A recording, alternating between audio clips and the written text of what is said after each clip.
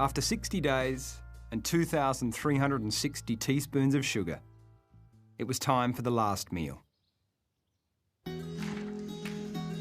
I thought it would be fitting to cram all the remaining 40 teaspoons into items that could be found in a child's school lunchbox.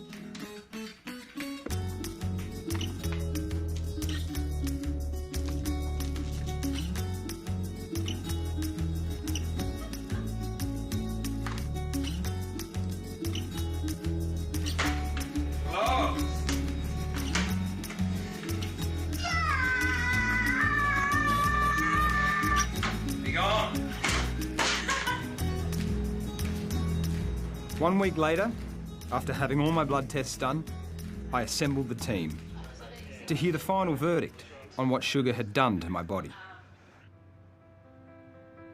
The obvious place to start is the liver. A key marker for determining liver health is a hormone called ALT. In the first month alone, mine jumped from 20 below the safety line to 20 above the safety line.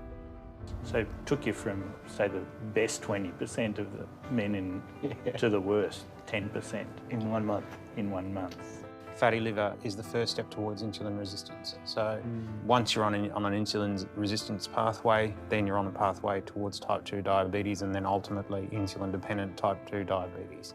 Today in Australia, 9 people had a limb amputated to that disease. My triglyceride levels, which is the fat in the blood, went from a healthy 0.08 to 1.5. So you'd hit the risk point. Gee whiz. In 2 months of healthy eating. Healthy eating. High triglycerides can also indicate a switch from healthy cholesterol to the damaging small dense LDL cholesterol. Small dense LDL lines you up for heart disease because they're the ones that are embedding in the arterial walls, forming plaques, and that's the bit you don't want. Yeah. Have all the LDL you like, but don't have those. Yeah. In terms of weight, I gained 8.5 kilograms overall and added 7% to my total body fat. But more ominously, increased my waist measurement by 10 centimetres. This is the dangerous visceral fat. I showed a slight change in the bum expansion test, a variance in the rear flesh wings test, and had great success in the highly scientific belly slap make a fat wave wobble test. I was quite, as you know, quite alarmed that you were able to do that in such a short amount of time. Again, eating hard-approved healthy foods that everyone's going along thinking, is totally fine to be doing. And we're worried about the future of this obesity epidemic in Australia, whether it's going to lead to an epidemic of liver disease in the long term. But perhaps the most enlightening of my results was the calorie count. As I discovered, my calorie intake was virtually the same as my pre-experiment diet. The big difference was the source of the calories. I'd pretty much done a direct swap of healthy fats for sugar-laden products.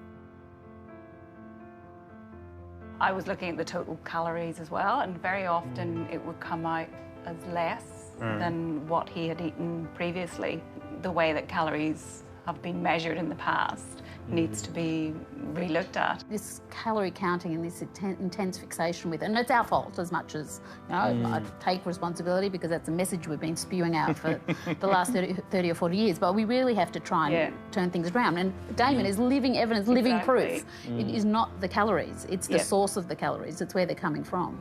I'm surprised how quickly things went downhill for you. I honestly am. To put on so much weight in just 60 days without really changing the number of calories you were eating, without eating rubbish, to have such a big effect. 10 centimetres on the waist, 8.5 kilos on the body, full-blown fatty liver disease developed, well on your way to cirrhosis, well on your way to insulin resistance. That's a disaster.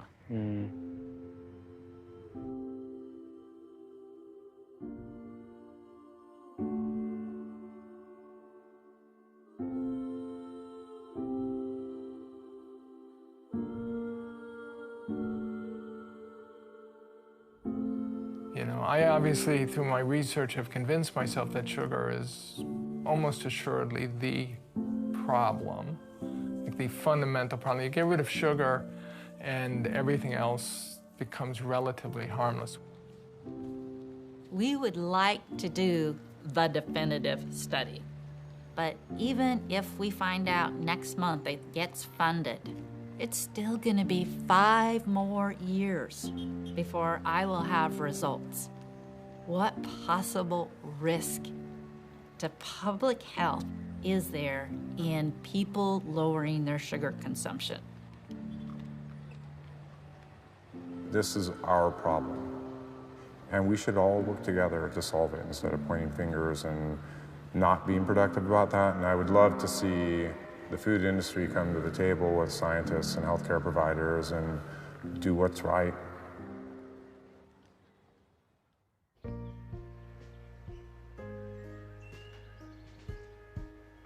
The first week of giving up sugar wasn't a lot of fun.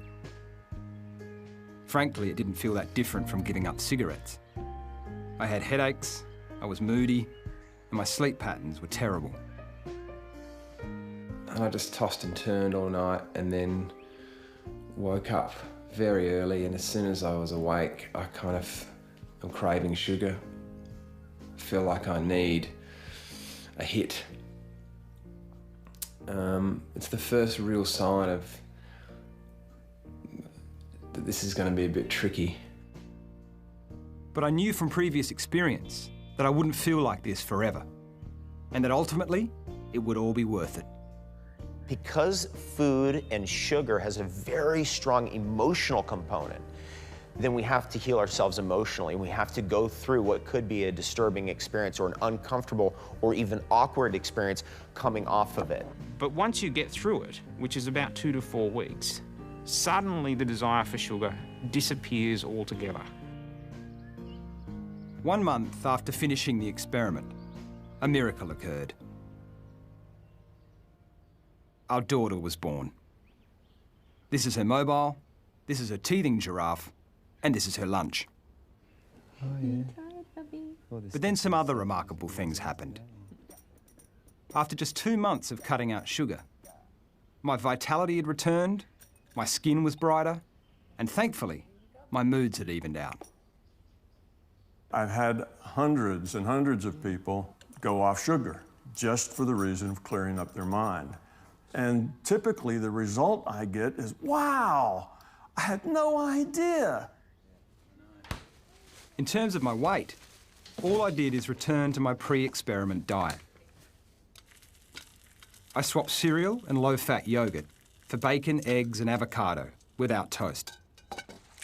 I snacked on nuts and cheese instead of muesli bars, and ate fish or meat with the fat left on, and lots of green vegetables for dinners. I lost 6 kilograms with minimal exercise. Once you remove that hormone disruptor, fructose, from your diet, your appetite control works again and your weight drops. Because I replaced sugar with healthy fats, I felt full again and didn't have to eat as much. Consequently, I spent the same amount on shopping as I had during the experiment.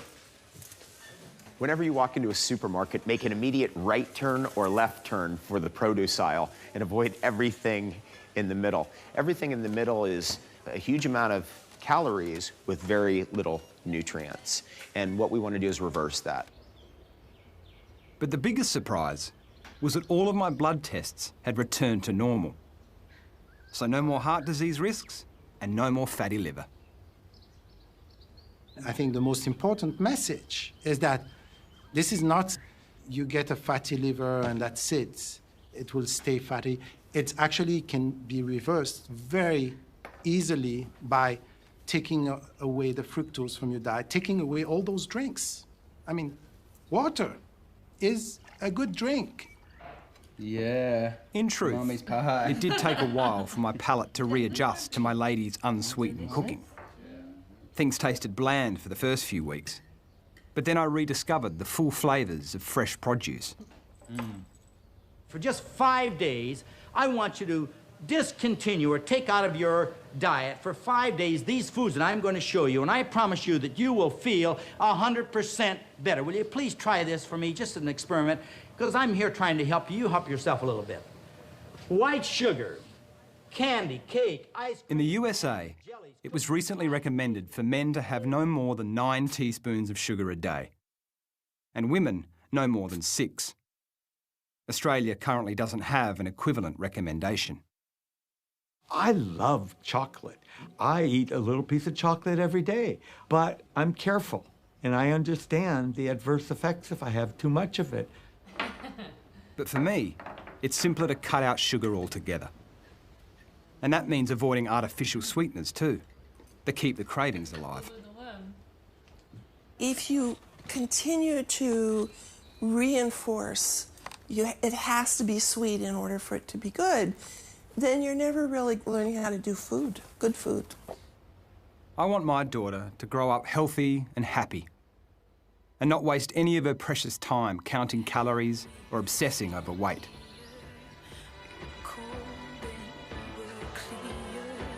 By educating our children, perhaps they can avoid the mistakes that our generation has made.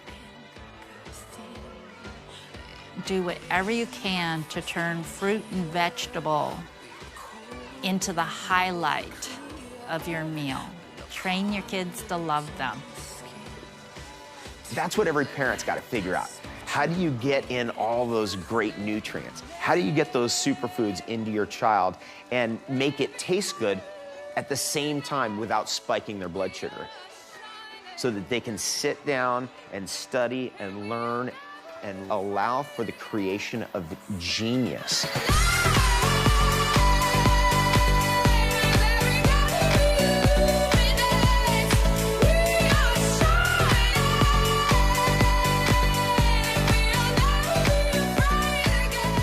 That's why we're having this sugar experiment.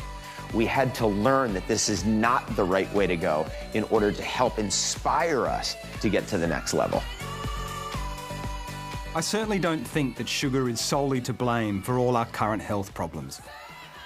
But given its prevalence in our food supply, lowering our consumption is a great place to start. Sugar's not evil, but life is so much better when you get rid of it. This experiment has proven to me that refined sugar and excess fructose are causing serious damage to the health and well-being of millions of people. And as the debate heats up and the food industry fight tooth and nail to shut the message down, we'll be bombarded with conflicting nutritional advice. But for me, quite simply, the proof is in the pudding. About 10 teaspoons of it.